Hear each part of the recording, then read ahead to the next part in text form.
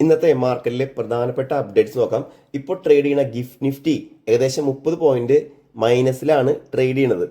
കൂടാതെ മാർക്കറ്റിലെ Santa rally ഇതുവരെ കിട്ടിയിട്ടില്ല എന്നുള്ള ഒരു വാർത്ത ഇന്നലെ വന്നിരുന്നു.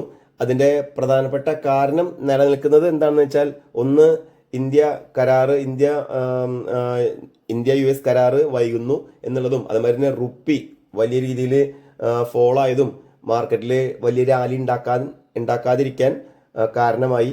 കൂടാതെ യു എസ് ചൈന വ്യാപാരം അവർ ഇഷ്യൂ ഉണ്ടാവുന്നുണ്ട്. ഇന്ത്യയും അമേരിക്കയിലും വിള്ളലുണ്ടാക്കാൻ ചൈന ശ്രമിക്കുന്നു എന്നുള്ളൊരു ന്യൂസും നിൽക്കുന്നുണ്ട്. അപ്പോൾ ഇതൊക്കെ മാർക്കറ്റിന് സാന്ത റാലിക്ക് ഉണ്ടാവാണ്ടിരിക്കാനുള്ള ഒരു കാരണമായി കാണുന്നു. കൂടാതെ ഇനി ആളുകൾ എക്സ്പെക്ട് ചെയ്യണത് മേ ബി ഒരു സാന്ത റാലി ഈ ഡിസംബർ 26-നും ജനുവരി 3-നും ഇടയിൽ കിട്ടും എന്ന് എക്സ്പെക്ട് ചെയ്യണു.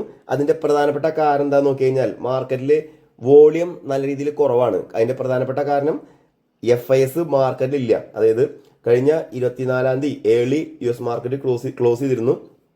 25-ാം തീയതി ക്രിസ്മസ്, 26-ാം തീയതി ബോക്സിംഗ് ഡേ അവധിയാണ്, ലണ്ടൻ സ്റ്റോക്ക് മാർക്കറ്റ് അവധിയാണ്.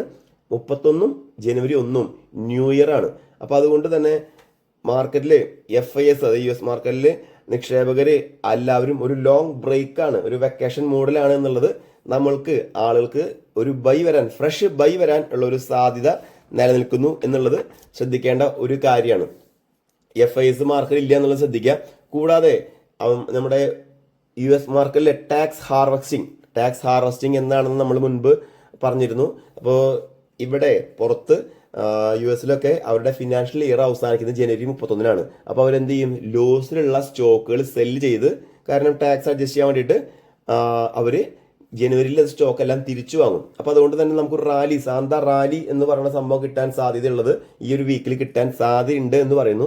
കൂടാതെ ആൾക്കെല്ലാം കിട്ടുന്ന ബോണസും എല്ലാം അവര് പുതിയൊരു വർഷം സ്റ്റാർട്ട് ചെയ്യുമ്പോൾ പുതിയതായിട്ട് ഫ്രഷ് ബൈ നടത്തും എന്നുള്ളതും നമുക്കൊരു പോസിറ്റീവ് ആയിട്ടുള്ള കാര്യമാണ്. അപ്പോൾ FIS ഈ ദിവസങ്ങളില്ലാത്ത കാരണം നമ്മുടെ റീറ്റെയിലേഴ്സും ആഭ്യന്തര നിക്ഷേപകരും എല്ലാം തന്നെ മാർക്കറ്റിൽ ഒരു ബൈ നടത്താൻ സാധ്യതയുണ്ട്.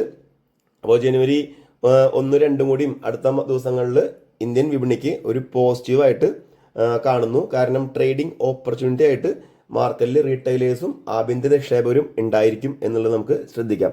ഇനി നിഫ്റ്റിയുടെ ഹിസ്റ്റോറിക്കൽ ഡാറ്റ നോക്കുകയാണെങ്കിൽ, ഡിസംബർ 26 മുതൽ ജനുവരി 2 വരെ നിഫ്റ്റി ഏകദേശം 3%-നും 2.5%-നും ഇടയിൽ ലാസ്റ്റ് 26 വർഷങ്ങളിൽ നിഫ്റ്റി കയറിയിട്ടുണ്ട്.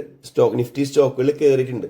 അപ്പോൾ അതൊന്ന് നമുക്ക് ശ്രദ്ധിക്കേണ്ട കാര്യമാണ്. ഇപ്പോൾ നിലവിൽ ട്രേഡിംഗ് നടക്കുന്നത് 26,142 അപ്പോൾ ഒരു 26,330 ഓൾ ടൈം ഹൈ ബ്രേക്ക് ചെയ്ത് കഴിഞ്ഞാൽ നല്ല രീതിയിൽ ഒരു മൂവ്മെന്റ് ഉണ്ടാവും എന്നാണ് നമ്മൾ എല്ലാവരും എക്സ്പെക്ട് ചെയ്യണേ.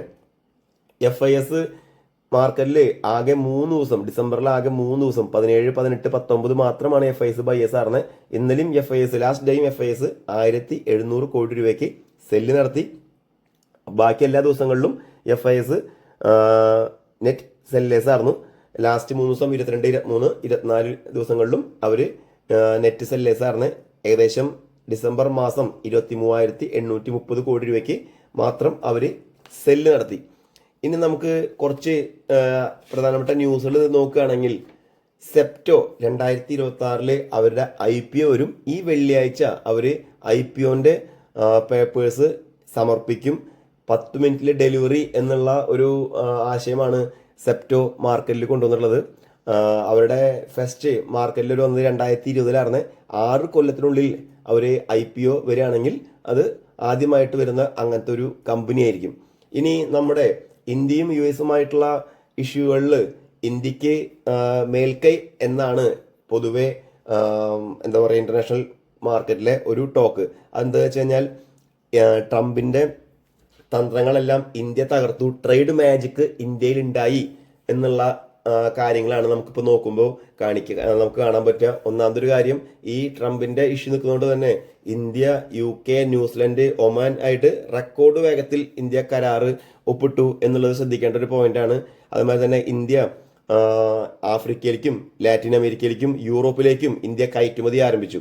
പിന്നെ ഊർജ മേഖലയിൽ ഇന്ത്യക്ക് AI ബബിളിന്റെ ഭീഷണി ഉണ്ടാവില്ല. കാരണം പുതിയ ഊർജ വ്യവസായങ്ങൾ, പുനരുദ്ധാരണ ഊർജ വ്യവസായങ്ങൾ 3 ലക്ഷം കോടിയുടെ തൊഴിൽ സൃഷ്ടിക്കും എന്നുള്ളതും ഇന്ത്യക്ക് പോസിറ്റീവാണ്. ഇന്ത്യ ജനങ്ങളുടെ, അതായത് ഭക്ഷ്യസുരക്ഷയും അതുമാതിരി കർഷകരുടെയും ഇൻട്രസ്റ്റ് മാത്രം മുൻകണ്ടുകൊണ്ട് പല കരാറുകളും പല രാജ്യങ്ങളായിട്ടുള്ള ബന്ധങ്ങളും വേണ്ട എന്ന് വെക്കാനുള്ള തീരുമാനം ഇന്ത്യയുടെ ഭാഗത്ത് നിന്ന് എടുത്തു എന്നുള്ളതും ഒരു പോസിറ്റീവ് ന്യൂസാണ്. നേവി മുംബൈയിൽ പുതിയ വിമാനത്താവളം പ്രവർത്തനം ആരംഭിച്ചു. അപ്പം അത് ഇവൻ മലയാളി യാത്രക്കാർക്കും ഒരുപാട് ഉപകാരമുള്ള ഒരു സംഭവമാണ്. അപ്പം അത് ശ്രദ്ധിക്കാം. കൂടാതെ ഇനി ഇന്ത്യൻ വിപണിയിൽ ചാർജിങ് സ്റ്റേഷനുകൾ തുടങ്ങാനായിട്ട് 80% സബ്സിഡി ഇന്ത്യൻ കേന്ദ്ര ഗവൺമെന്റ് കൊടുക്കുന്നുണ്ട്.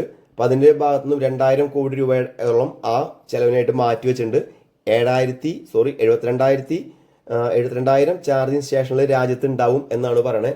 അപ്പോൾ കേന്ദ്ര സംസ്കാർ അതിനുവേണ്ടി നോഡൽ ഓഫീസറായിട്ട് KSEBിനെ നിയമിക്കും. KSEB ഒരു ഏജൻസിക്ക് ഏകദേശം 50 സ്ഥലങ്ങളിൽ അവർക്ക് ചാർജിങ് സ്റ്റേഷൻസ് കൊണ്ടുവരാം. മിനിമം 2 സെന്റ് സ്ഥലമെങ്കിലും ഉണ്ടായാലും മതി. അപ്പോൾ അത് നമ്മൾ ശ്രദ്ധിക്കേണ്ട ഒരു കാര്യമാണ്. കൂടാതെ ഇപ്പോൾ നിലവിൽ ഇന്ത്യ വിക്സ് ട്രേഡ് ചെയ്യുന്നത് ഭയങ്കര ലോയിലാണ്. 2023 8.18 എന്നുള്ള ലെവലിലേക്ക് അടുത്ത് ഇപ്പോൾ നിൽക്കുന്നത് 8.86 അപ്പോൾ മൾട്ടി ഇയർ ലോയാണ് ഇപ്പോൾ നിൽക്കുന്നത് ഇന്ത്യ വിക്സിന്റെ ഒരു വർഷത്തെ ഏറ്റവും ഉയർന്ന നിരക്ക് വരുന്നത് 23.18 ഏറ്റവും കുറവ് 8.86 ഇപ്പോൾ ട്രേഡ് ചെയ്യുന്നതാണ്. അതുകൊണ്ട് തന്നെ നിങ്ങൾ പ്രീമിയം നന്നായിട്ട് ചീപ്പായിട്ട് നമുക്ക് കിട്ടും. അപ്പോൾ മാർക്കറ്റിൽ വലിയ രീതിയിലുള്ള സ്വിംഗ് ഒന്നും ഉണ്ടാവില്ല, ഹൈ വോൾട്ടാലിറ്റി ഉണ്ടാവില്ല എന്നുള്ളത് ശ്രദ്ധിക്കാം നമുക്ക്. കാരണം വിക്സ് ലോയാണ്. അറിയാത്ത ആളുകൾക്ക് താഴെ കമന്റ് ചെയ്യുകയാണെങ്കിൽ നമുക്ക് താഴെ അതിനെ കുറിച്ച് ഡൗട്ടൊക്കെ ഉണ്ടെങ്കിൽ നമുക്ക് ഡിസ്കസ് ചെയ്യാം.